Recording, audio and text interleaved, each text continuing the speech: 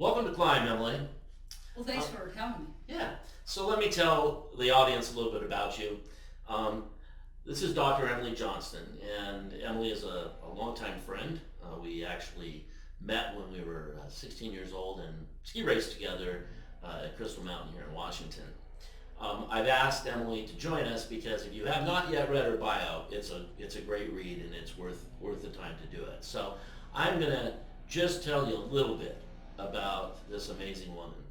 Um, Emily has climbed six the six tallest mountains on each of six continents, excluding um, Australia. So yes, she's climbed Mount Everest, where she's also a certified guide, one of only two women in the world certified on Everest. She is a certified guide on Mount Rainier here in Washington and climbed it over 150 times, and also on Denali in Alaska. Emily, on her 40th birthday, invited her family, or had dinner with her family, and invited a few of her close friends, to which I'm honored to have been included, and announced that she had been accepted into the University of Washington School of Medicine, and she's currently an ER doc uh, at all kinds of different places here in the United States. Currently working at Madigan here at Joint Base Lewis McChord. And if all of that's not enough, Emily works and trains special forces in various places here in throughout the United States. So welcome again, Emily. Thanks, Brad. This is so much fun. Yeah. It's great to have you here. Yeah. CLIMB stands for Care, Lead, Innovate, Motivate, and Balance. And I when I think about you, you could talk about every single one of those. You exemplify every single one of those daily in what you do in your life. So we don't have hours, unfortunately. so we're gonna have to pick and choose a little bit. But I thought that when I think about business and when I talk to my employees about business, we talk a lot about you have to put yourself out there to succeed. So you have to fail. Failure is a part of success because you get it. You've got an idea. You have to put it out there and make it happen. And in pharmacy, they have to do these things all the time. So you are this successful doctor, and you're doing ER medicine, and then you're this avid mountain climber. And in both of those things, besides all these other things, but in both of those career paths, and you fail. I mean, failure is a part of pretty much daily. And so, how do you deal with that, and what do you do? How do you deal with that? Well, there are a few ways to look at it. The word failure, it elicits an emotional response in a lot of people. That they feel bad. And so failure is just not achieving the goal that you set out to achieve at that time, right? So it doesn't make you a bad person, you just failed at your goal. And with climbing, it's a summit attempt, and that's what we tell people when we're guiding. So you're coming to Mount Rainier, we talk about everything, and we always refer to it as a summit attempt. Because if you say it's a summit climb, then that's the absolute focus, and the focus is not the summit. The focus is getting there. And we always say safety first, and then fun. The summit is optional. Getting back down safely is mandatory, and so that's the key. And it's the whole experience. And there are people that have that summit or plummet mentality, and it just doesn't go well. That kind of target fixation will get you in trouble in terms of the decision making you use in order to get there. That can be problematic. So failing, and it's interesting because you'll climb Rainier, we'll come back down, we'll be walking back down through Paradise, and there are like hundreds of tourists down there on a weekend, and we're coming down in our big boots and got our ice axes and ropes. Clearly we've been climbing, and there's so many people that ask, did you summit, did you summit, did you summit? And so you get used to saying, not this time, or just with a smile, it's like, nope, not today. And that's fine, and that's the key is I think it's important to use appropriate decision making and also focus on, I know it's kind of cliche, but the journey is the most important thing. And being in the alpine environment and working as a team and trying, and then making the right decision, come back down if you have to. That's failure. And that does happen in mountaineering all the time. And there are a lot of routes that have been tried multiple times and people have come back down. And at least in that community, amongst people that climb on a regular basis, we understand that you don't have to summit to succeed.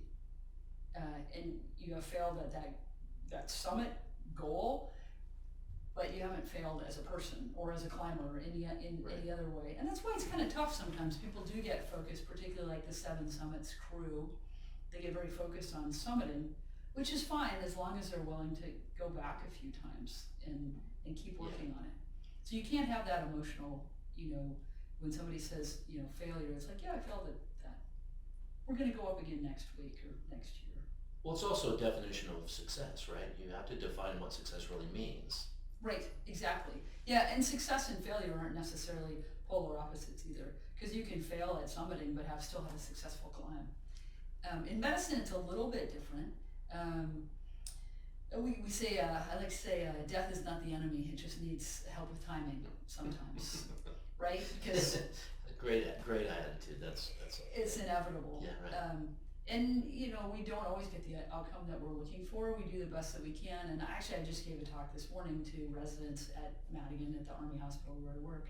And that's sort of one of the things I talked about was maintaining confidence in yourself and just putting yourself out there and doing the best possible job you can do. Because there are things you can't control. We can't save everybody. And we do the best that we can, and we gather as much information and apply ourselves as well as we possibly can. And you can't let an outcome that isn't what you hoped for, tear you apart. You can look back and see, well, what could we have done differently? If anything, you can learn from it, but you can't get attached to that. It's maybe there's a treatment failure or something that doesn't come out the way you wanted, but it's not. It doesn't reflect on you as a physician or as a person if you really put your heart into it and do your best. That, I think, has to be easier said than done. Well, yeah. So how do you're teaching a lot. Yeah. At both in mountaineering and in ER medicine or in being a doctor. How do you teach that? And I'm sure you've had to counsel. So give us a little insight. Yeah, so I think both of it, and that's something I was speaking this morning too, also about when I was speaking to the residents, was just separating your ego from the outcome. And when I was talking to them about providing feedback to each other and how difficult it can be to receive feedback, because even though that person who's giving you the feedback cares about you and your professional development, you still feel it in your heart first. Like there's an emotional response to feedback because we all want to be great at what we do. And so, but what you do is you recognize that emotional response, and that's your ego, that's your heart. And you just recognize, I'm feeling this way, and just take a breath, and then you want to respond rather than reacting. And it's the same thing. It can be tough when the outcome isn't what you'd hope for.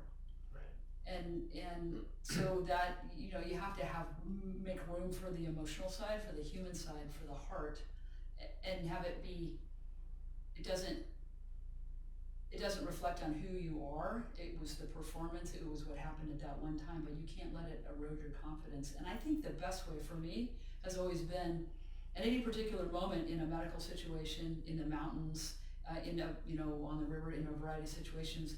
I try to think, am I giving it my everything? Is this everything I can do? Like, is there anything else should I bring somebody else in? What should I do? And if I really feel like I've been giving it my all, then I don't feel like a failure. The situation, I failed at achieving the goal, but I am not a failure if I'm doing my best. So that's one way, and that's how I counsel people also, is to just, try your hardest. Sure. Well, and I think that when I think about that, when I see this in my own company, and we've been doing this now for 23 years, and I've worked with a lot of young people that I really encourage along the way to put themselves out there, and they do fail from time to time. And I think that being a supportive leader, being a supportive, a boss, owner in the pharmacy world, same thing. You have to counsel and teach and train your employees, and not scream at them when something goes wrong and they fail, but or there's a failure in what they're doing, but to counsel them and to help them grow from the experience and help them learn that it's okay to make a mistake. It's okay to fail. Here's what we want to do next. And I had the opportunity years and years ago, early in my career, to meet Herb Keller, who was the founder of Southwest Airlines. And I got a chance to talk with him. And one of the things he was famous for, Southwest, was that employees were empowered to make decisions, and there would be no repercussions. Like what he said is, I don't want you to do something where you say, I have to go talk to my boss, or I have to get approval for this. Make the decision, because that's the last thing an angry customer wants. And if you make the wrong decision, you're not going to get in trouble, but we're gonna sit down with you and explain to you what we would have liked you to have done and why, and ask you to do that in the future. And I thought that impacted me a lot, because I really felt like that is the kind of leader I want to be. I wish I could say that I was that way every time. Karen and others here at RMS know that that's not the case. So you failed. But I failed a few times over the years, exactly. But always try to get better, right? Yeah. And listen. I think that's another key. So it makes me think about one of the things that I think we hear about doctors, and I know I've experienced this back in the day with my mom. Horrible experience with was supposed to be one of the top neurosurgeons in the country, and he was not a good person. Do you talk? I assume. Do you talk about that with students and about interacting and bedside manner and things of that nature? Oh, very much so. Yeah, and that's one of the things that I was talking about this morning, was just how people will judge you. They'll look at you and they will judge you according to your affect, your gender, the color of your skin, your perceived sexual orientation, cultural cues, jewelry, tattoos, how you hold yourself. People will judge you immediately, and you need to be aware of that. And it won't be fair. So don't expect it to be fair. So and as a physician, your job is to not to teach them that I'm a woman, I'm strong and smart, or I'm a person of color, and I'm strong and smart. Your job is to actually have the interaction and provide the best possible patient care. But at the same time, you need to hold those boundaries. So that's an interesting sort of conundrum there. People will look at you, they will judge you, and they will act towards you in a certain way based on their whole, that impression is real to them. And it's based on their entire experience. Maybe I remind them of their crazy Aunt Millie. I mean, who knows, right? And so having those interactions come out successfully is a real skill. It's a real skill, being, succeeding at that, establishing that doctor-patient relationship, or the business relationship, or the relationship between, the boss and the boss and the employee. Like, that is so important, and that's something that you take into every day of your life, is trying to succeed, trying to not fail at your relationships with everybody that you interact with on a daily basis, and recognizing your own biases, which are deep-seated. Yeah. Well, I think that's another thing that we talk a lot about. And we talk about it at Climb, I talk about it in the company, or we talk about it as a company, but it's making these interactions not transactional but personal, because we're all human beings, and we all react better to personal interactions than we do to transactional interactions. And in fact, I got an email this morning. I was in a meeting this morning. One of the individuals on the other end of the phone was pretty much a jerk. Oh. And I got an email from the gentleman that was heading up the meeting with an apology. And he said, you're such a personable individual, and I really enjoyed working with you, and I'm sorry that the meeting kind of took the turn that it did. And it felt good to hear that, because I think that that's what here at RMS we always try to do with our customers, And that's what we talk about in Climb to help, suggest, and we bring speakers in to talk about that specific topic. Don't make transactions transactional, make them, personal, and that always seems to make the difference. And I think that experience that we had years and years ago with my mom's neurosurgeon was very transactional. He had no interpersonal skills, and it really had a hugely negative impact on our experience, which was already stressful. Yeah, right? totally. So, well, speaking of being judged, you told me that the very first time. So Emily, as I said earlier, trains special forces, and so you told me a story years ago when we were talking about this, and I was laughing at the irony in this, but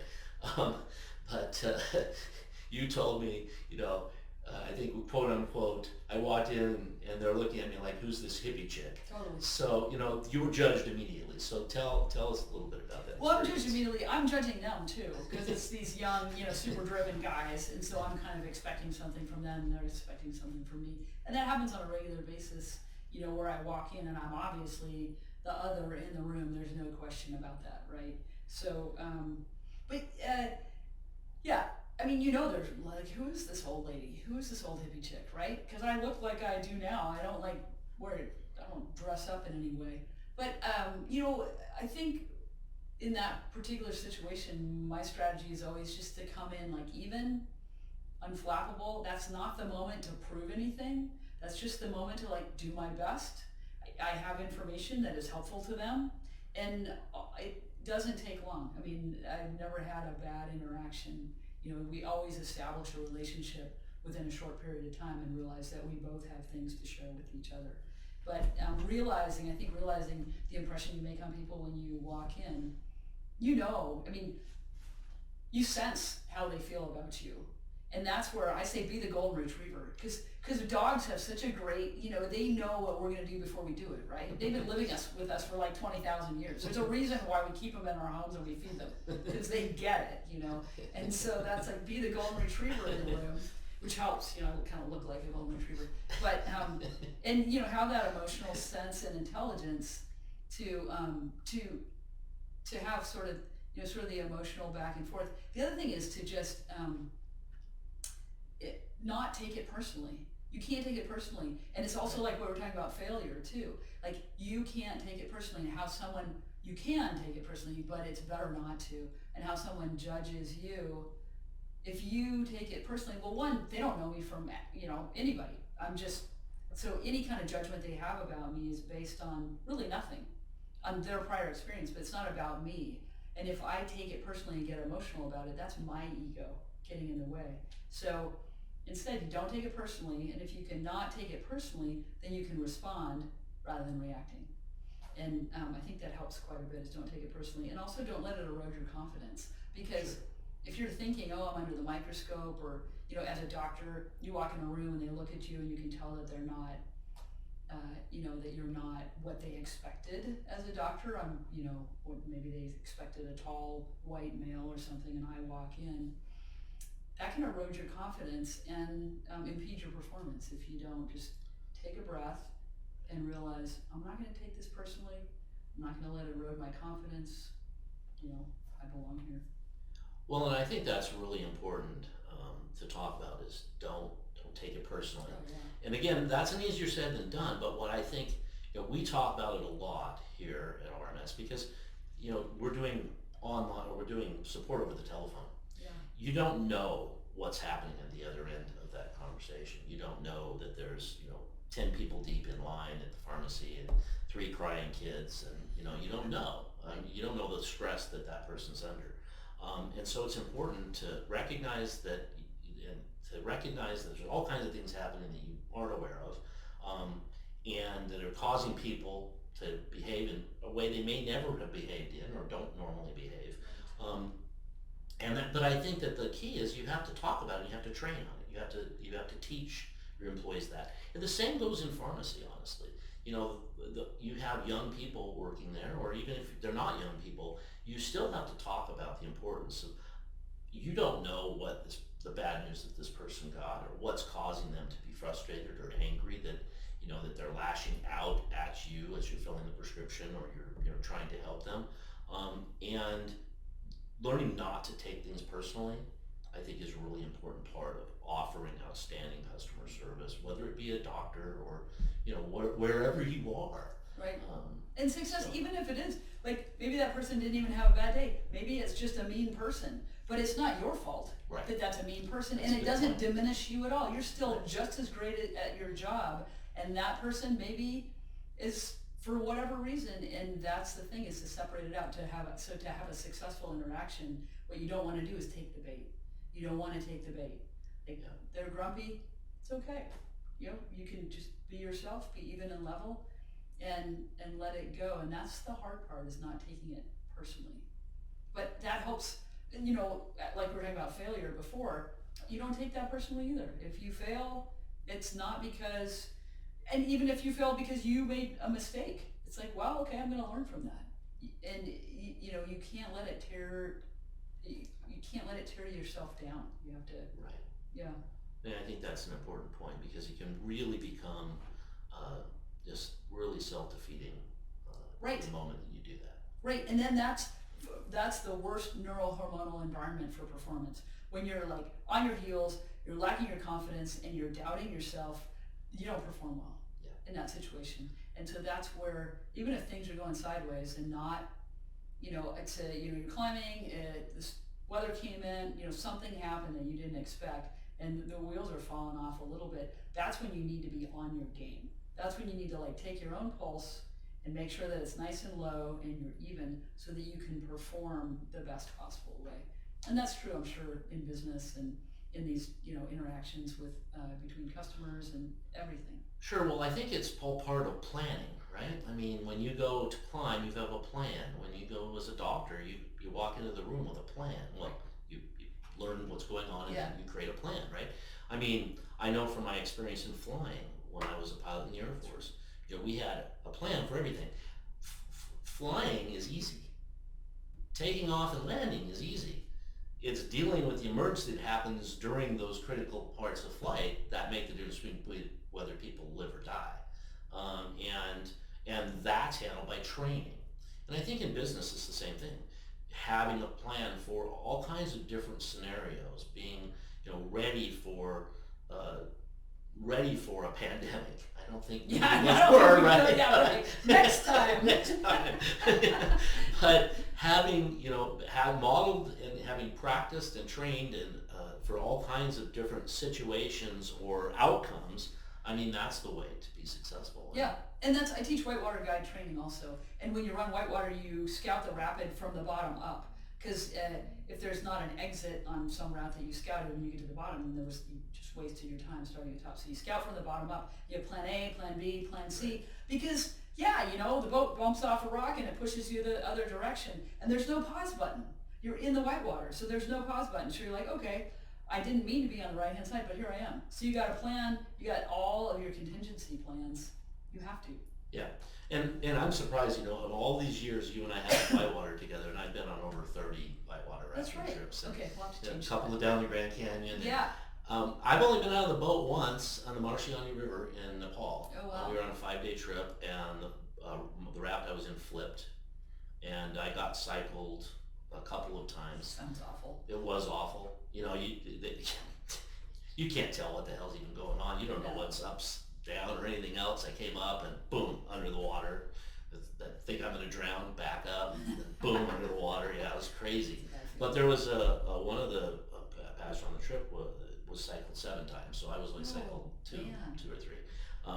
But they had a plan, and we had, because it was the nature of the river, they had a bunch of whitewater rafting kayakers, expert kayakers, right there.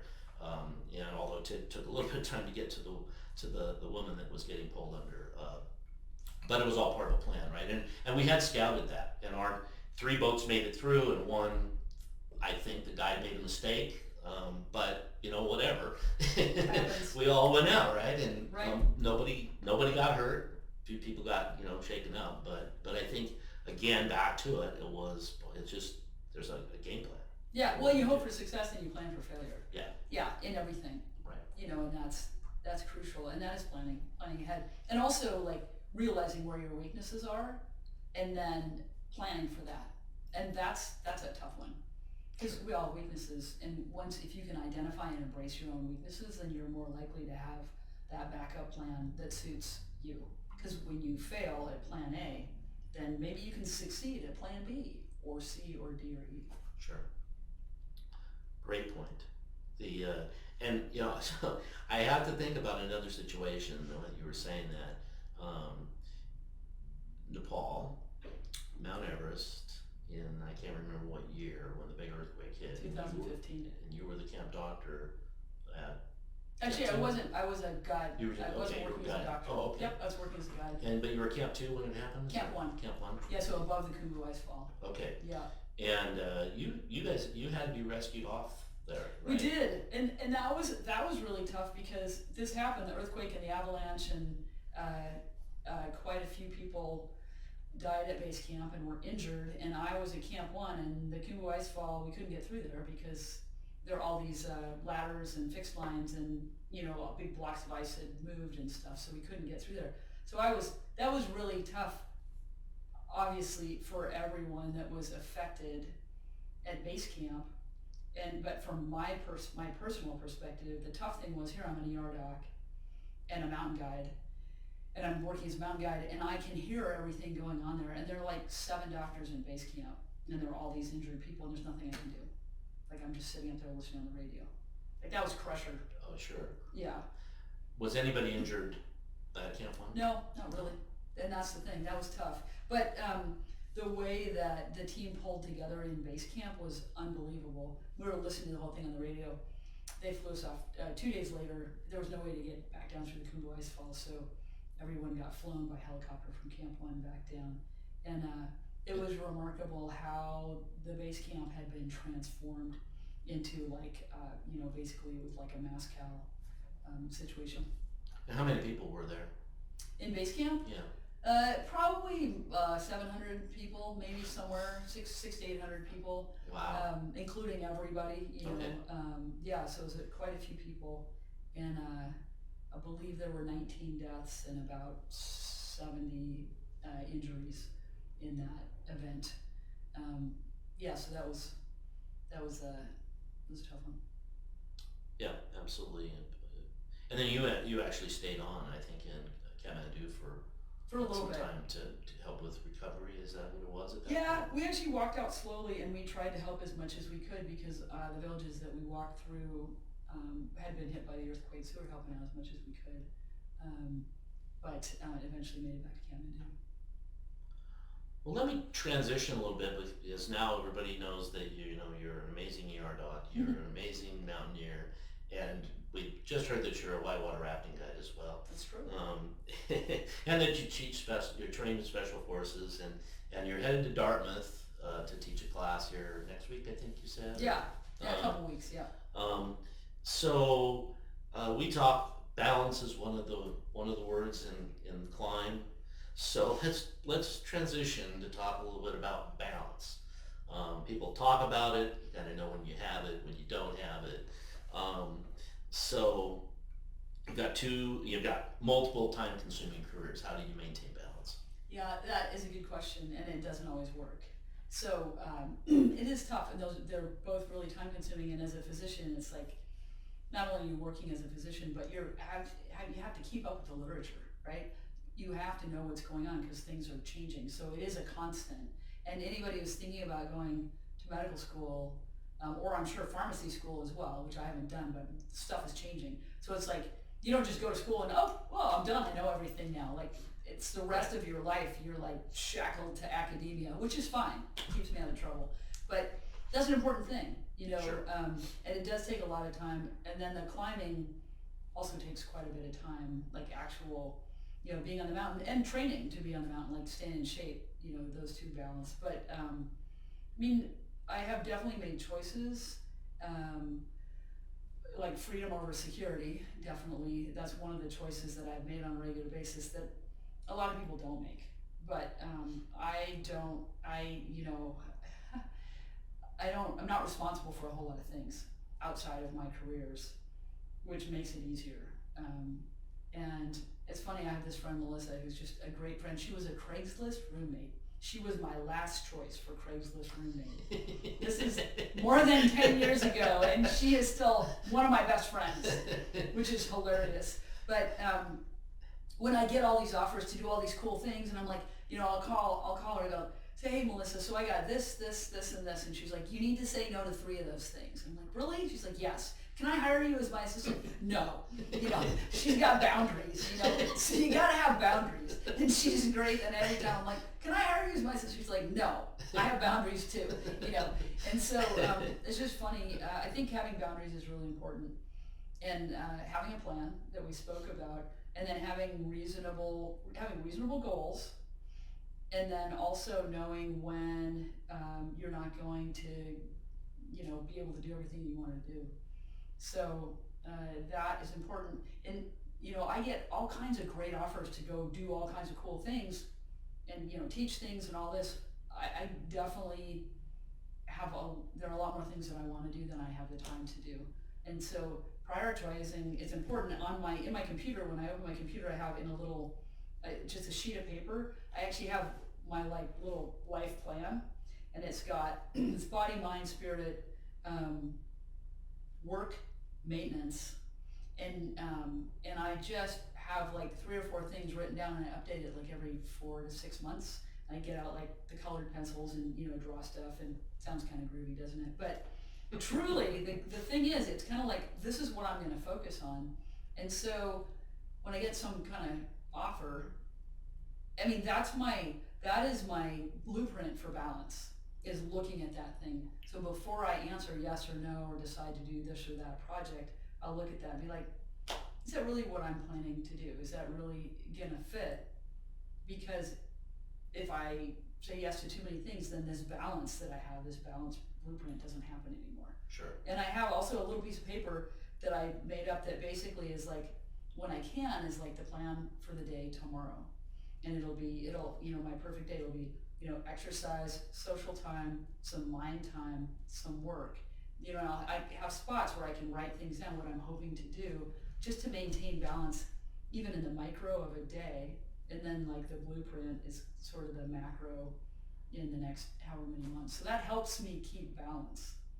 But there are definitely moments when. Sure, for all of us, right? Yeah. But I think that's, you see it all the time, and it's hard, I think, as a business owner. You made an interesting comment there that you're not actually responsible for. I mean, think you are, but well, yeah. But you downplay. But as a business owner, of course, you have constant responsibility for all of the people that are around you, all the and not just patients, but all of your employees, and trying to fit, and then all of the other commitments that you have, and trying to make sure that you keep those things in perspective. I think in balance is a struggle.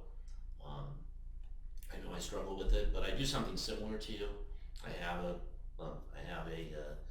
model that I look at that I'm constantly evaluating. Where am I? What changes do I need to make? And one of them is I'm definitely going to be making is you and I are climbing Mount Rainier again in July. Sounds good. So time to get on the Stairmaster. Not too early. It's never too early. It's never too early, exactly. right? Yeah. Well, we did that in 2001, I think. Is that when it was? It was 2001 or 2002 when I got back yeah. from Nepal. So, but I'm looking forward to doing that.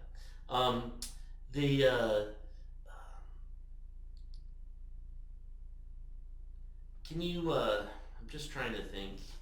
I'm sure you've found yourself in both, probably in everything that you do, a situation where you've been frustrated or stuck. How did you get out of that? What are some of the? That's a tough one. I think that's one of the toughest. There's actually a book called If the Buddha Got Stuck, which is a great book. And it's just a little one, and it's just kind of some ideas about that. But Yeah, you can get stuck, and in a way that's pathological. Like you are, retracing. You're doing something over and over again because it's what you've always done, and you know that it works. But you really, it doesn't bring you joy anymore. Like that can happen, and that's a tough one. Um, in work, in relationships, that can happen. In a bunch of different ways, just in your like day-to-day life, and so. I think there's a difference between, I have this thing called, am I in my groove? And that's where like, am I doing the things that really are expanding my world that I'm excited about and everything? So there's a difference between being in your groove and being in a rut. And that's what I think taking time when you recognize that you're feeling stale is taking time to like rewrite that blueprint and figure out what have I been doing. And sometimes you have to actually write it down. What have I been doing? And then, why is this not working? What am I going to do next? So I feel like revisiting that blueprint helps me stay on a path that I feel it feels substantial to me. I feel like I'm like achieving something, and then it also brings me joy. But I think you have to have the self-awareness to sit down and examine what you're actually doing. And it can be difficult, emotionally difficult, and particularly like these days with the world how it's been. A lot of people have been stuck in their ways, and sort of we've all gotten sort of closed in. So I think as the world opens up, a lot of people will have been in a rut that they didn't particularly like, and stuck and need to move forward. And it takes courage. And honestly, I think that same friend, Melissa, there's a handful of friends where I'll just call up and like run some stuff by them, and it helps to get that perspective from somebody that really knows you. Be like, what do you think of this? Yeah. So. Well, that question made me think about. I read Seth Godin has a book called The Dip. I don't know if you read it, but it's a great book, and that's what it's helped. It's designed. It's like 90 pages. I mean, it's a very very short read, but its goal is to help you determine whether you're in a rut or a dip, or whether it's time to make a change. Yeah. And so I think that's just another important part of what we're doing in life and having to evaluate on a regular basis. What made me also think about that question was you started a company during COVID, Mm-hmm. and I think you were frustrated with the ultimate experience. Yes. And so go ahead and, if you don't mind, tell us a little bit about that. About the company and Yeah, about the company and what you were doing, and then ultimately, Yeah, so we started a company that basically was helping staff hospitals in New York City during the COVID surge. Initially it started out as a group of, it was mostly Special Forces medics, retired and reserve, acting in a role that they were allowed to act in because of Governor Cuomo's executive order that allowed medics to work in a hospital environment, not just in the pre-hospital environment. So initially we had a team of about 40, and it was fantastic. We were a small team, we all knew each other, we worked together unbelievably well, and it was this amazing thing. And it was, small, the relationships were personal. It was not, you were talking earlier about transactional or personal, and how you can achieve, you can get your goal and you can do it this way or that way, depending on how you frame it. It was very personal, and it was a great experience. And then we left, and then we came back and formed this team up, and it started out as like 40 or 50 people, and it ended up being 450 people. And somewhere in there, the personal got lost. And that was the tough part, because that magic doesn't happen, that synergy doesn't happen when you get too big and you don't have structures in place, systems in place to deal with it. And we didn't. We grew. That was over a month. We went from nothing to 450 people. Yeah, that's exponential growth. That's insane growth. Right, it was, and there was a need for sure. And Sure. we did, on the ground, we did provide a great service, and we help people out, and that feels good.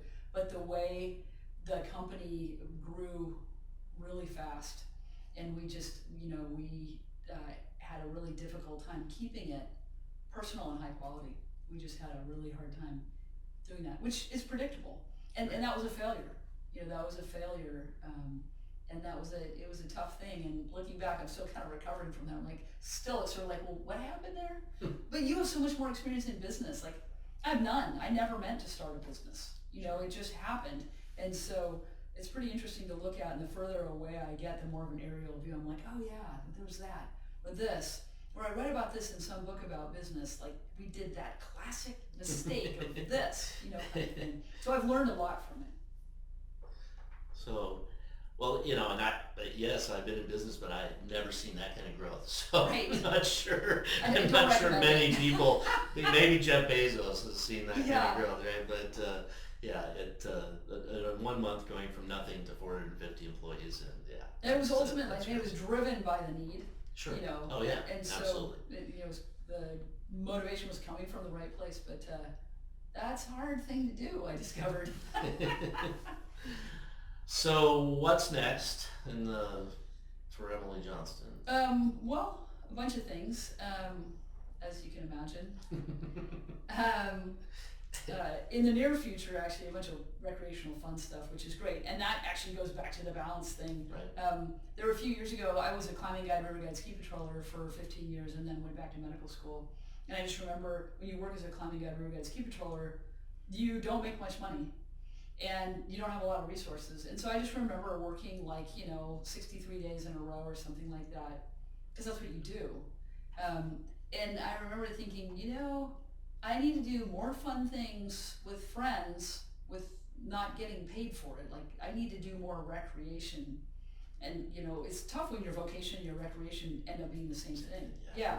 So I learned, and that was a promise I made to myself a few years ago, and now it's actually coming to fruition, which is amazing, because I have some cool stuff coming up. I have a Grand Canyon trip, and then a mountain bike ride, and then a guiding gig, and then teaching these courses, which is really what I love. So I have a pretty good balance coming up. The tough thing is I'll be home for 2 36-hour periods in the next 6 weeks. That's like, and it's like, the bags are all like, there's the river bag, and then the bike bag, and then the bag to go climb in Mexico. And it's like, if I pick the wrong bag up, I'll end up in the river with my bike stuff, or, it's gonna be kind of like that. But yeah, there's some fun stuff coming up. And I really, honestly, had the opportunity to teach in a new environment recently, and I really enjoy that. And so I'm hoping to do more teaching and training and mentoring. And it's funny, because I'm like, all of a sudden, remember, we were like 16, and now I'm like, why do people ask me for advice? I'm like, oh, wait a minute. I've done some things and I'm like old now. Like, how did that happen, right? But it is fun to mentor people and not only like help them out, but also be like, when they're looking at me, I'm like, I don't know. And they're like, you don't know? I'm like, no, you never get the answer never appears. Like, life is just seeking answers the whole time. So there's no finish line, just, keep looking. So anyway, hopefully more teaching and training. That's what I'm really looking forward to. And then fun stuff with my friends. Yes. Yeah. Absolutely. So, well, this has been terrific. Yeah. This has been a lot of fun.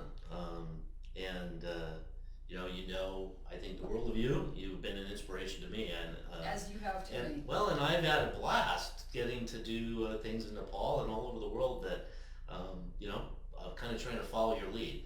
Although that, there's no way to do that. But I always have joked, I've joked with lots of friends. It's like, I think Emily figured it out that we should play until it's time to retire.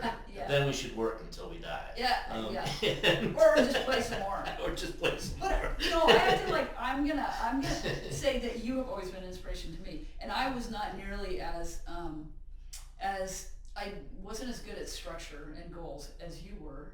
And you, I don't know if everybody knows that, but you went to the Air Force Academy. What an incredible accomplishment at such an early age. And there is no way that I could have pulled that off. Like, I developed the ability to do things like that much later in life. And I've thought about you, you inspired me at the time, and I was like, how does he do that? I have no idea. So anyway, you've inspired me. Well, we should share a story. One last story real Okay, quick. sounds like a deal. So I had talked to Emily's parents and said, "Where's Emily?" And they said, "Well, we're not exactly sure." And then shortly thereafter, I got a postcard from Emily, and she was in New Zealand doing a whitewater rafting gig. And this was I graduated from the Air Force Academy. I was a pilot at this point, and I was flying C-141s, and I was over. Actually, was at this moment in time, I was in Cairo in Egypt, and my crew and I, it was a beautiful day, we'd gone down to the Egyptian Museum in downtown Cairo, and we had come out of the museum, and we're sitting out on the grass waiting for some of the crew members to come out, and I look up at the steps of the museum, and there's this girl sitting there, and I tell one of the crew members, I said, "Man, that just looks like one of my friends." But there's no way that's possible. And I said, she's in New Zealand right now. And it started bugging me, and so I walked up, and sure enough, he said, "Emily." I was like, "Brad." In a small world environment. Oh my God! In all of the world, we ended up on the steps of that same museum, and I had told my parents, you had been on leave, I think, recently, and been in touch with my parents. They thought I was in New Zealand or Southeast Asia or something. And that was amazing. It's just amazing. Yes, it was. So, and I think if I remember correctly, your dad bought us dinner on an emergency credit card. He did. On the emergency credit card, exactly. He was okay with that. He was okay. Yeah, I called him back. Yeah. I called him when I got back to the right. country. Yeah, that was such what a funny story. I've told that story hundreds of times. It's just always the craziest small world stories. Well, then I just wonder how many times did I get off the bus one stop before you got on. No, I think we're meant to keep running into each other. Yes, absolutely. Is the message yes. there. Yeah. Well, Emily, thank you so much for being a part of Climb. I think this was really inspirational. A lot of great content, and I hope all of you really enjoyed it. To learn more about Emily, just check out her bio sometime. It's on our website, and really amazing stuff. So. Thanks again for being with us. All right. Thank you, Brad. Bye, everyone. Bye.